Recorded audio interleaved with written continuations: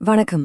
உங்க மனசுக்குள்ள எப்பவாச்சும் ஒரு பெரிய சண்டையே நடக்கிற மாதிரி ஃபீல் பண்ணிருக்கீங்களா? ஒரு பக்கம் நல்லது, இன்னொரு பக்கம் கெட்டது, ரெண்டும் மோதுற மாதிரி. இன்னைக்கு நம்ம எல்லாருக்குள்ளயும் நடக்கிற இந்த உள்மன போராட்டத்த பத்தின ஒரு ஆழமான கதைய தான் பார்க்க போறோம். வாங்க உள்ள போலாம். ஒரு நிமிஷம் யோசிச்சு பாருங்களேன். ஒரு பக்கம் பார்த்தா ரொம்ப அமைதியா, அன்பா இருக்கணும்னு தோணும். ஆனா அடுத்த நொடியே எங்கிருந்தோ கோவம், எரிச்சல், விரக்தின்னு எல்லாம் வந்து நிக்கும். இல்லையா? இது நம்மள பல பேருக்கு ரொம்பவே பழக்கமான ஒரு உணர்வு தான். சரி, நமக்குள் ஒரு போர். இந்த குழப்பத்த ரொம்ப அழகா விளக்குற ஒரு கதை இது. இது வெறும் கதைன்னு மட்டும் நினைச்சிடாதீங்க. இது நம்ம ஒவ்வொருத்தரோட வாழ்க்கையோட ஒரு கண்ணாடி. கற்பனை பண்ணி பாருங்க. ஒரு அமைதியான சாயங்காலம். ஒரு தாத்தா தன்னோட பேரனை பக்கத்துல உட்கார வச்சு வாழ்க்கையோட ஒரு ரொம்ப முக்கியமான பாடத்தை ஒரு கதை மூலமா சொல்ல ஆரம்பிக்கிறாரு. அந்த தாத்தா முதல்ல என்ன சொன்னார் தெரியுமா? கண்ணா, நமக்கு வெளியில நடக்கிற சண்டைய விட நமக்குள்ள ஒவ்வொரு நிமிஷமும் ஒரு பெரிய போர் நடந்துகிட்டே இருக்கு அப்படின்னு சொன்னாரு. அப்போ தாத்தாவின் கதை நம்ம இதயத்துல வாழ்ற அந்த ரெண்டு குணங்கள பத்தி தான். ஆமா, ஒண்ணுக்கொண்ணு எதிரான அந்த ரெண்டு குணங்கள் என்னன்னு அவர் சொல்ல ஆரம்பிக்கிறாரு. விஷயம் மனசுல நல்லா பதியணுங்கிறதுக்காக அவர் அந்த ரெண்டு குணங்களையும் ரெண்டு விலங்குகள்னு சொல்றாரு. சும்மா இல்ல, ஒன்னையொன்னு ஜெயிக்க துடிக்கிற ரெண்டு பலமான விலங்குகள். அந்த ரெண்டு விலங்குகள்ல ஒன்னு நல்லது. அது அன்பு, இரக்கம், மனிதாபிமானம், உண்மை இதெல்லாம் சேர்ந்தது. அது நம்மள மேல தூக்கிவிடும். இன்னொன்னு இருக்கு பாருங்க, அது கெட்டது. அது கோபம், பொறாமை, பொய், அப்புறம் அந்த நான்கிற அகங்காரம் இதெல்லாம் சேர்ந்தது.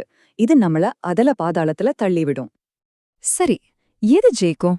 தாத்தா இவ்ளோ சொன்னத கேட்டதும் அந்த குட்டி பையன் மனசுல ஒரு ரொம்ப முக்கியமான கேள்வி வருது. உண்மைய சொல்லப்போனா இந்த கதையோட கிளைமேக்ஸே இந்த கேள்விதான். தாத்தா சொன்னதெல்லாம் கொஞ்சம் நேரம் அமைதியா கேட்டுக்கிட்டு இருந்த அந்த பையன் அப்புறமா தன் தாத்தாவை பார்த்து கேக்குறான். அவன் கேட்ட கேள்வி ரொம்ப சிம்பிள், ஆனா ரொம்ப பவர்ஃபுல். அப்போ எது தாத்தா ஜெயிக்கும்னு கேட்டான்.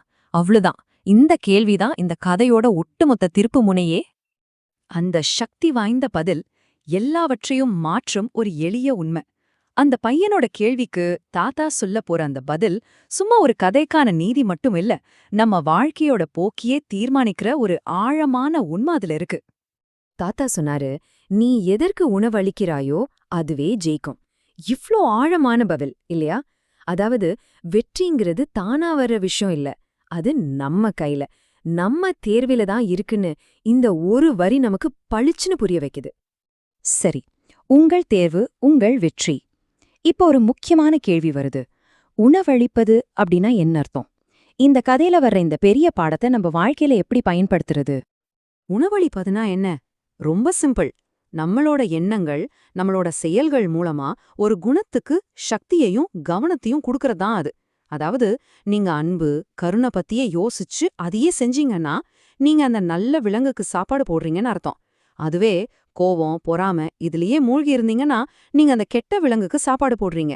நீங்க எதை பத்தி திரும்ப திரும்ப யோசிக்கிறீங்களோ, எதுக்கு உங்க சக்திய செலவு பண்றீங்களோ அதுதான் உங்ககிட்ட வலுவாகும். பாருங்க, இந்த கதை ஒரு சக்தி வாய்ந்த அறிவுரையோட முடியுது. இது வெறும் ஒரு மாரல் ஸ்டோரி மட்டும் இல்ல, நம்ம வாழ்க்கையில இது எப்படி அப்ளை பண்றதுன்னு ஒரு தெளிவான வழியும் காட்டுது. அது ரொம்ப சிம்பிளான 3 ஸ்டெப்ஸ் தான். 1, நல்லதை நினையுங்கள்.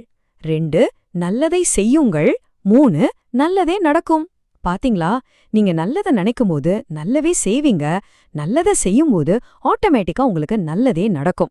இது ஒரு பாசிட்டிவ் சைக்கிள் மாதிரி. சரி, இப்போ நான் உங்ககிட்ட ஒரு கேள்வி கேக்குறேன். இன்னைக்கு இந்த நிமிஷம் நீங்க எந்த குணத்திற்கு உணவளிக்க போறீங்க? உங்க மனசுக்குள்ள இருக்கிற அந்த 2 விலங்குகள்ல எதை நீங்க பலப்படுத்த போறீங்க? நல்லதையா, கெட்டதையா? யோசிச்சு பாருங்க. ஏன்னா தேர்வு உங்க கையில தான் இருக்கு.